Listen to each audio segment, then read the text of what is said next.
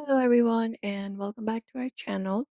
In this video, we are going to learn how to hide all of the past posts on Facebook from public or friends. So if you want to do so and you're wondering how, in this video, we are going to guide you step by step. So let's just get started. Start by opening up the Facebook application. You can go to facebook.com as well and log in into your account if you're not logged in, from which you would like to apply the settings. And once you do so, what you can do is you can look out for the menu icon, the three horizontal lines, and tap on it. Once you tap on it here, you should be finding different options available. You can look out for the option of settings and privacy and drop it down. After that, go ahead and select the option of settings finally.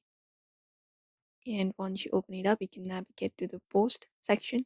You can go over and scroll down from these options given and scroll to the option of audience and visibility section.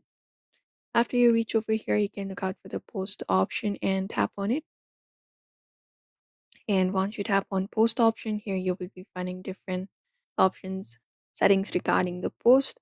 Now what you need to do is basically look out for this option called limit who can see your past post. So you can just go over and tap on it, tap on view, and when you tap on view, you will be directly finding an option called limit past post.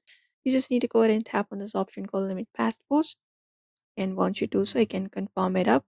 You can confirm it up, you can read it out. The only way to undo this will be changing the audience of each of the posts at a time. So you can tap on limit past post, and once you confirm it up, a confirmation pop-up will appear usually, or you can just go over and look out for so, and this will change the audience of all of your past posts that were public or visible to friends of friends, just to friends.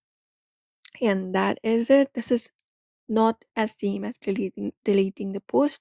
This action will only change who can see them, and that is it.